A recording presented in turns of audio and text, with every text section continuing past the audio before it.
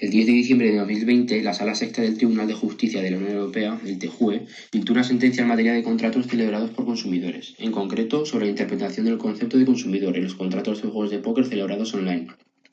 Conviene señalar, en primer lugar, analizando la sentencia, que el jugador en cuestión, cuyo caso analizó el TJUE, había vivido durante varios años de los ingresos percibidos y de las ganancias obtenidas de las partidas de póker, actividad a la que dedicaba una media de 9 horas al día, aunque no había declarado oficialmente la actividad y tampoco ofrecía a terceros esta actividad en el mercado como servicio de pago. La plataforma de juego se negó a entregarle la suma que había ganado porque el jugador había vulnerado la prohibición de que una misma se diera de alta con dos nombres diferentes. No obstante, la plataforma era conocedora de tal situación y pese a ello le había permitido seguir jugando. El jugador reclama ante los tribunales de su país que la plataforma le entregue el dinero ganado, demanda que es estimada por el Tribunal de Primera Instancia y del de Apelación. Sin embargo, el Tribunal Supremo de su país se plantea la duda de si es un consumidor y si, en consecuencia, son competentes los tribunales de Eslovenia, por lo que plantea la cuestión perjudicial ante el TJUE, que es resuelta por la sentencia del 10 de diciembre de 2020. Partiendo de dicha sentencia, queda dilucidar si efectivamente puede el jugador ser o no considerado consumidor. A estos efectos, debemos primeramente tener en cuenta quién es el consumidor. El artículo 3 del Real Decreto Legislativo 1/2007, de 16 de noviembre, por el que se aprueba el texto refundido de la Ley General para la Defensa de los Consumidores y Usuarios, establece que será consumidor o usuario la persona física que actúe con un propósito ajeno a su actividad comercial, empresarial, oficio o profesión, así como las personas jurídicas y las entidades sin personalidad jurídica que actúen sin ánimo de lucro en un ámbito ajeno a una actividad comercial o empresarial. Se añade además a esta definición un segundo apartado en el que se establece el concepto de consumidor vulnerable. Esta reforma, en vigor desde enero de 2021, permite determinar y delimitar los supuestos en los que se deberá tener en cuenta dicha condición.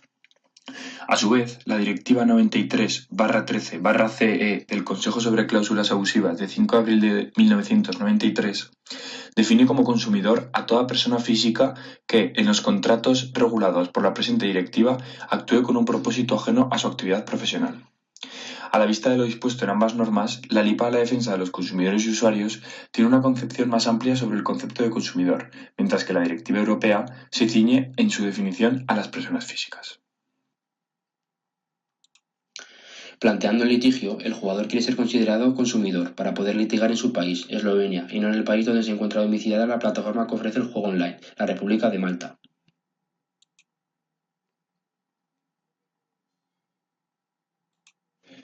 El Tribunal de Justicia de la Unión Europea empieza su argumentación recordando la necesidad de realizar una interpretación estricta del artículo 15.1 del Reglamento 44/2001, actualmente derogado y que ha venido a ser sustituido por los artículos 17 y siguientes del Reglamento 1215/2020, considerando que dicho artículo 15.1 sobre la competencia judicial será aplicable siempre y cuando se cumplan de manera acumulativa los siguientes tres requisitos. Estos tres requisitos que se deben de cumplir de manera acumulativa son los siguientes. En primer lugar, que una parte contractual tenga la condición de consumidor que actúe en un contexto que pudiera considerarse ajeno a su actividad profesional. En segundo lugar, que se haya celebrado efectivamente el contrato entre dicho consumidor y un profesional. Y por último, que ese contrato pertenezca a una de las categorías incluidas en el referido artículo 15.1 de las letras A a la C. No cabe ninguna duda de que tanto el segundo como el tercer requisito se cumplen, ya que en cuanto al segundo, nos encontramos ante un supuesto en el que un particular ha contratado directamente con una plataforma online. No se trata, por tanto, de una plataforma que intermedia la contratación celebrada entre el usuario y un tercero, sino que versa sobre una relación contractual que vincula bilateralmente al particular de la plataforma. En lo que respecta al tercer requisito, el artículo 15.1c recoge textualmente: cuando la otra parte contratante ejerciera actividades comerciales o profesionales en el Estado miembro del domicilio del consumidor o, por cualquier medio, dirigiere tales actividades a dicho Estado miembro o a varios Estados miembros, incluido este último, y el contrato estuviera comprendido en el marco de dichas actividades. Ahora solo queda esclarecer el primero. Para ello, el tribunal ha considerado que para poder considerar al jugador como consumidor deberán ponderarse los siguientes aspectos. En primer lugar, que los elevados importes ganados por el jugador no pueden ser determinantes para su calificación como consumidor, al no haber establecido el reglamento ningún parámetro para determinar lo que debe considerarse como ganancias considerables. Así lo reafirmó en la sentencia del Tribunal de Justicia de la Unión Europea del 2 de abril de 2020. Además, el conocimiento previo, motivo por el que le permitió obtener las abultadas ganancias,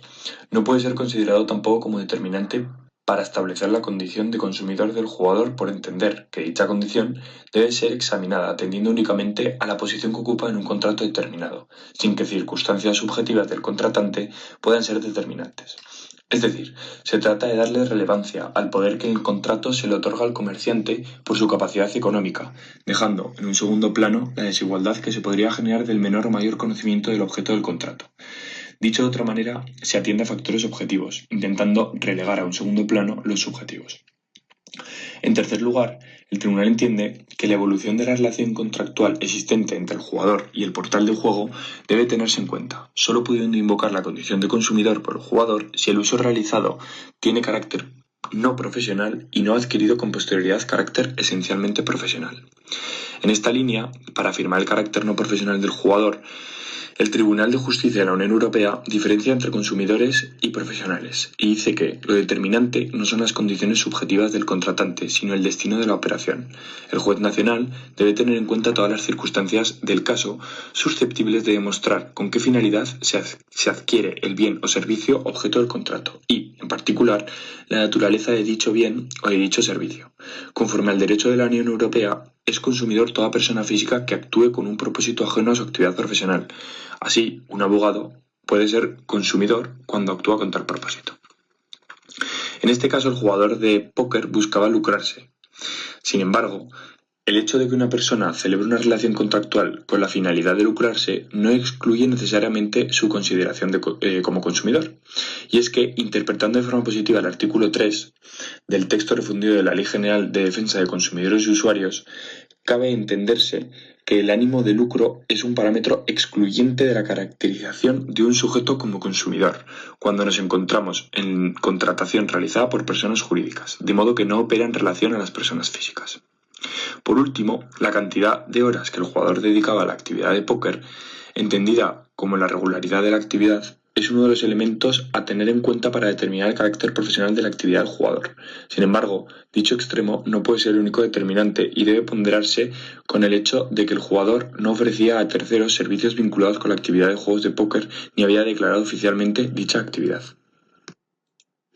A la vista de todo lo anterior, el TJUE resuelve disponiendo que, efectivamente, el jugador online debe considerarse consumidor, de modo que le corresponde al órgano jurisdiccional del país de origen aplicar las normas sobre competencia judicial al entenderse que efectivamente actúa al margen y de forma independiente de cualquier actividad profesional. En conclusión, al ser considerado consumidor, los tribunales de su país, Eslovenia, son competentes para conocer del litigio, en el que el jugador reclamaba que le fuese entregada la suma que había obtenido en el juego.